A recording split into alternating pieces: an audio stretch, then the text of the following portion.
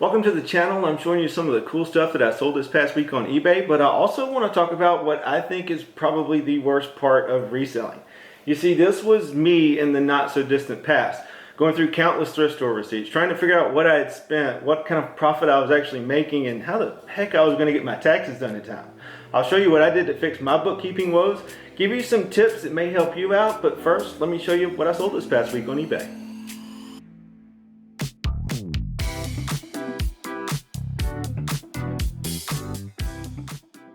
So you guys may remember this one from my last video. This is a Vita Antonio Mickey and Minnie sandwich maker. Paid $15 for it while I was out in Texas, and 5 minutes after I uploaded that video, it sold for full price, $94.50.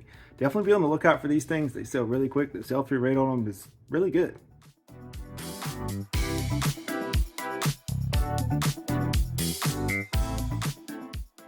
So this is one of those things that Instagram made famous and kind of hard to get a hold of, which means the value of it's pretty good.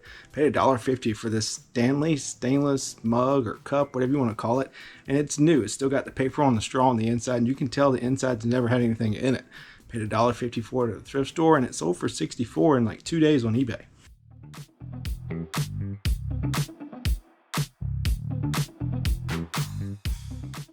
Sold some golf clubs, and this is a complete set of USKG WT10. They're actually kids clubs. That's what USKG stands for, United States Kids Golf. They have kind of a weird model system, WT10. Not really sure how it works, but that's what you want to type in when you look them up on eBay. The newer sets go for some really good money. I paid $30 for this set from Goodwill, and it sold for $140 on eBay.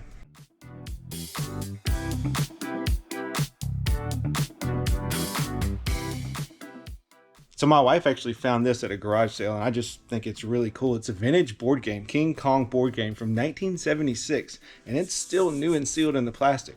She paid $2 for it, and we sold it for $80 on eBay. It took about a year though.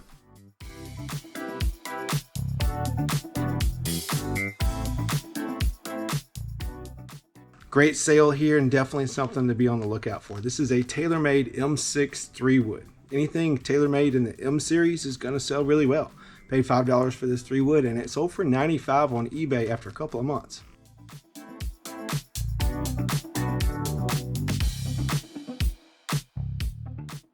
So this is Jim Valvano. I believe he was a former NC State head basketball coach.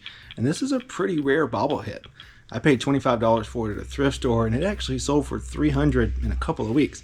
I actually had it listed a lot higher because the last one that sold, if you look on Terapeak, was like $575, but mine was broken, so I decided to take the offer.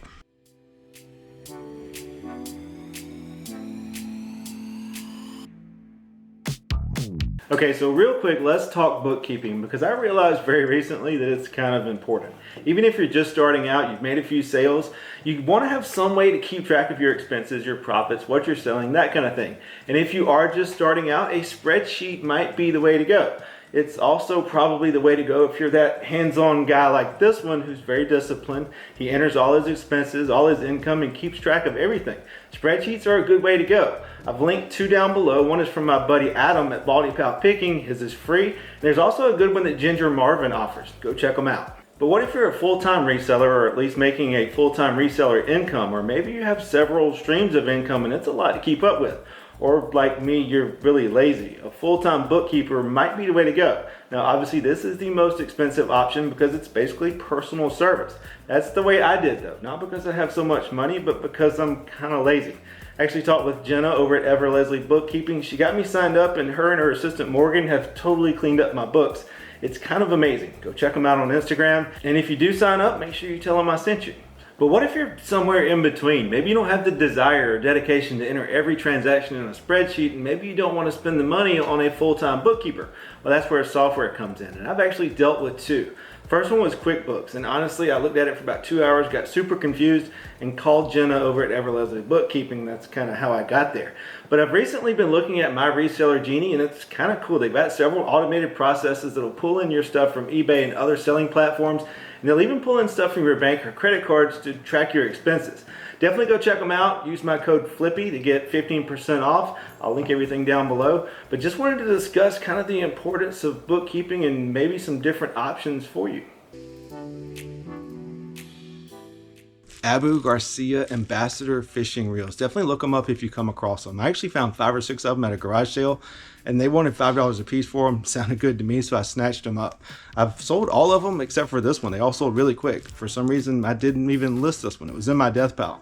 Got it listed about 2 weeks ago, and it sold for 50 bucks. So Odyssey is a great golf putter brand to be on the lookout for. This is an older club. This is a Odyssey Dual Force Rossi 2. Paid $1 for it at a little thrift store, and it sold for $42.50 in like 2 days. Also, as I was passing that thrift store, I was driving and my wife just yells out randomly, "Golf clubs!" And it kind of startled me, but she was like, "No, over there, golf clubs." So definitely we pulled in, and I was pretty happy. Found this for $1 along with some other clubs.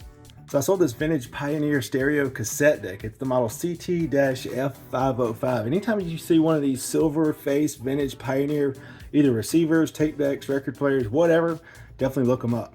Brought this one home, paid $10 for it from a little thrift store. It wasn't working quite right. It had some quirks to it. So I took a video of it, put that in the listing, sold it as is for 90 bucks. It did take about 6 months to sell though.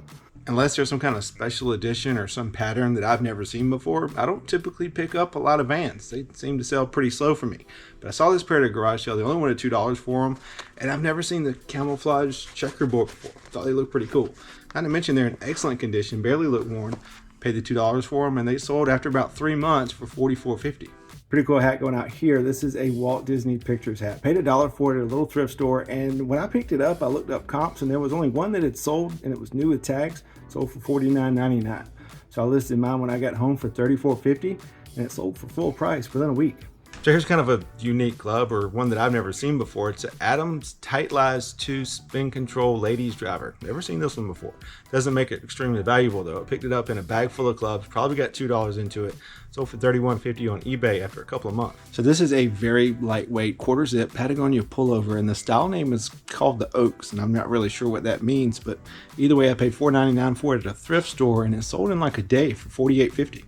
So I walked into Goodwill one day, and they had a bunch of these Lisa Frank mini stickers and tattoo stars kits. And they're all brand new, sealed. They only wanted 94 cents a piece, and they had like 18 of them. So I bought them all. I figured Lisa Frank would definitely sell. Well, I've had them since last March, and this is the first one that sold. Sold for $17. So definitely a slow profit, but if they all sell, that's not too bad. Typically Denon or Denon is a good name brand to be on the lookout for when it comes to stereo equipment, but I've had this AM/FM stereo receiver for quite some time now. I believe I picked it up from a garage sale for 10 bucks and it finally sold on eBay for 90 after like 6 months.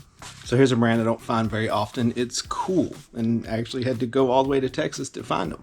I actually had to pay up a little bit too. Paid $14.99 for these pants, but they're cool patina dyed pants, and I knew they'd sell quick, and sure enough, 2 days after I listed them, they sold for $49 on eBay.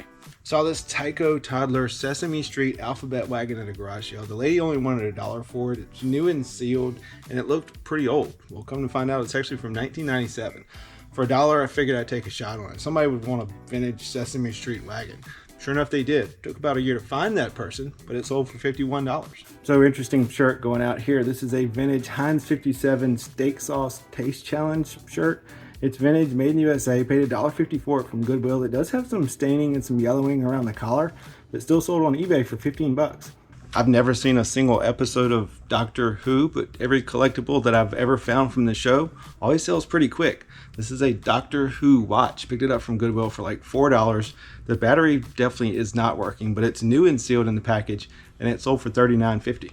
So I picked up this vintage Hitachi camcorder from a thrift store, paid $5 for it. It looked complete. All the accessories were there, even had the little light and remote. I didn't really have a good way to test it. Wasn't sure whether it worked or not. So I listed it for parts not working, and it still sold for $78.50. Took about 6 or 8 months to sell, but I still think it was worth it. Got a vintage hat going out. This is a vintage NASCAR Nescafe hat. The driver's name is Chuck Bound. I'd never heard of him until I found this hat. Paid $2 for it, and it sold for $25 on eBay. Got a vintage Harley Davidson Myrtle Beach t-shirt going out, and I don't know what it is, but I can't leave a Harley Davidson t-shirt behind. I found them at Goodwills for $1.50.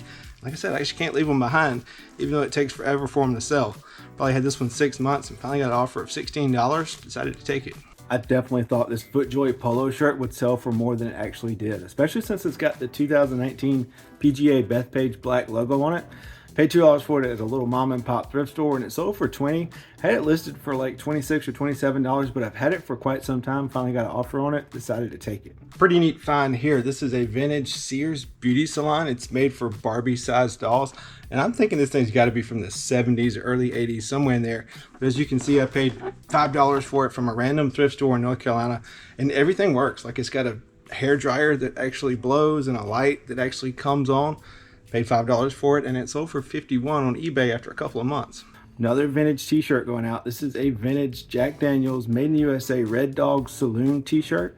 Picked it up from Goodwill for $1.50, and even with a few small holes in the bottom, it sold for $21.50 on eBay after a few weeks.